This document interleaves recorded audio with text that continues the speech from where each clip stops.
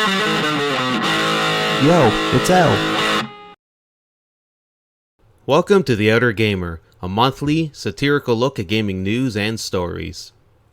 First, was the Switch 2 release date leaked?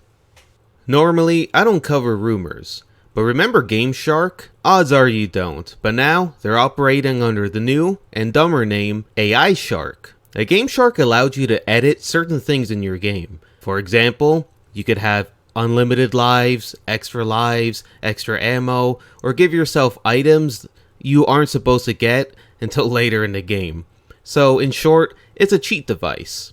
Well, they announced their new product will coincide with the release of the Nintendo Switch 2 September 2nd of this year. Why a small-time company would have this information, I don't know. Maybe there is a chance that the Switch 2 will come out in September, but who knows? They later said they were only guessing, which is a pretty bad way to cover your tracks. I know it's been rumored and all but confirmed, but who knows when the Switch 2 or Nintendo's next console will come out for sure. Hopefully, whatever their next console is, it has a better online service than the Switch currently does. I was so excited when GoldenEye came out, and a few minutes into it, I was so let down because it's unplayable. And speaking of unplayable games, Starfield wins at the Steam Awards. Baldur's Gate 3 won Game of the Year again, this time at the Steam Awards. It also won for Outstanding Story-Rich Game, which is to be expected. But then again, Starfield won for Most Innovative Gameplay. The Steam Awards were 100% correct and 100% incorrect at the same time. I'd love to see Bethesda, not knowing this was a troll, use this to try to advertise the game in some way. Maybe to increase sales or do something about the dwindling player base. But speaking of Baldur's Gate 3 and its infinite wisdom, players get banned over uploading Baldur's Gate 3 cutscenes. Baldur's Gate 3, Game of the Year for 2023, and considered by many, mostly me, to be Game of the Century. This game does have adult cutscenes. Now, it is enough to satisfy me, so you can imagine how X-rated it is. Unfortunately, you can turn the X-rated content off, which would have been useful for Xbox users who posted clips from some of the fun time camp scenes. They have received bans for posting those scenes because of all the kissing and licking and sucking and fuck. To be fair, if you read the user agreement, or used common sense, you'd realize Xbox does not allow users to upload suggestive or X-rated content to their servers or their services. But then again, the user agreement is pretty long, and nobody wants to read something that long. Most people can't read more than a tweet or a meme.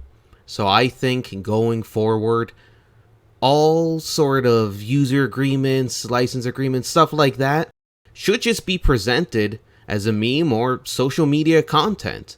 Like next time you sign up for something, instead of having to read page after page of user agreement stuff, they should just have a girl twerking and just rapping what the user agreement is, just so you can learn it a bit easier. But speaking of doing adult things at a camp, Palworld. Pokemon, but with guns.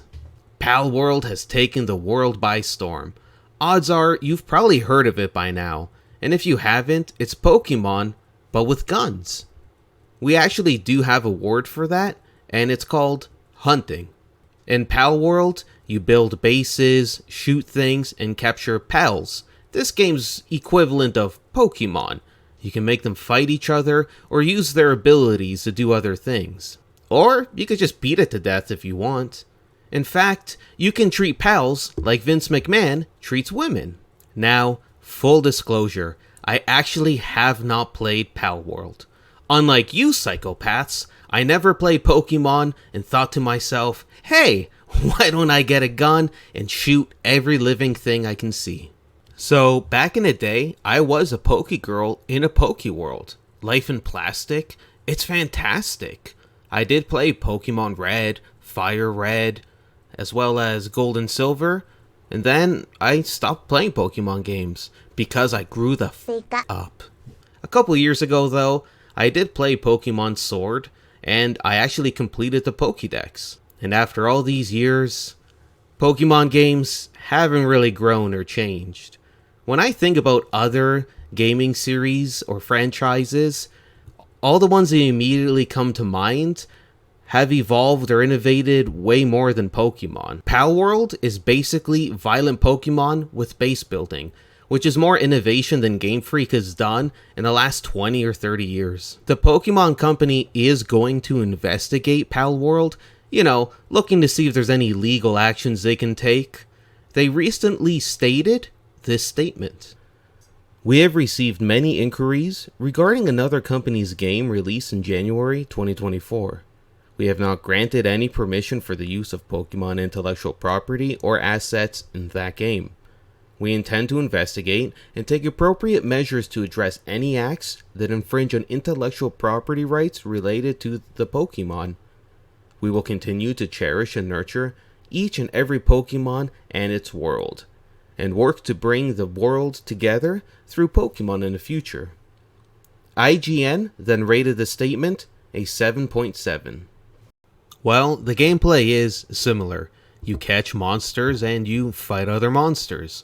Only Palworld at least has base building and guns, so it does double the things that Pokemon does. And if you want to say that it's copying Pokemon or heavily inspired by, well, obviously. Palworld exists because of Pokemon, and Pokemon exists because of things like Gachapon machines. You can even find similar mechanics in older games, like Dragon Quest V, where you can catch creatures and fight other creatures. Pokemon's cool and all, but for such a big series, it really innovates at a snail's pace. It's never had a truly great game, like Final Fantasy has with Final Fantasy Tactics or War of the Lions. And the game designers are too lazy to think of anything as a reward for catching every Pokemon. You know what you get for fulfilling the Pokédex in games? Nothing. Well, you get less than nothing. You get a picture or a screenshot just saying that you did it. If this was any other game, you would get a reward for 100%ing the game or collecting all the collectibles. The most you ever get is a shiny charm, which increases the odds of you finding a shiny Pokemon. See, there's people out there who try to get a shiny of every Pokemon, and I can't really think of anything else that's a bigger waste of time. At least in Palworld, if you collect every Pal, the company flies you out to international waters, where they have a room prepared, and in that room, they found an animal, and they painted it to look like your favorite Pokemon, and then they let you blow its fucking brains out. That, or you could fly to the Arctic and club a few seals. Speaking of people I want to go clubbing with, MatPat retires. Look at that smile. There's sadness in that smile. The man with as many theories as he has looks, MatPat is retiring from YouTube. I would suggest to watch his video on it, but in short, he's got a family and he feels it's time to move on. In fact, when Quentin Tarantino makes his last movie, he's gonna pull a MatPat and walk out while he's still on top, leaving people wanting more. I remember watching Game Theory back in the day, and I don't really play or know anything about Five Nights at Freddy's, but I did watch his other stuff, including his other channels. And after all these years, it's nice to see he's done nothing but succeed. My theory is, you can take the theorist out of YouTube, but you can't take the theory out of the theorist. And we'll see MatPat again. Or maybe we'll never see him again. But hey, that's just a theory. A game theory! I pull up videos of all my favorite creators, and I watch them. That right there, that is incredible. Incredible. If nothing else, I think that really proves his level of commitment and also his appropriate level of insanity.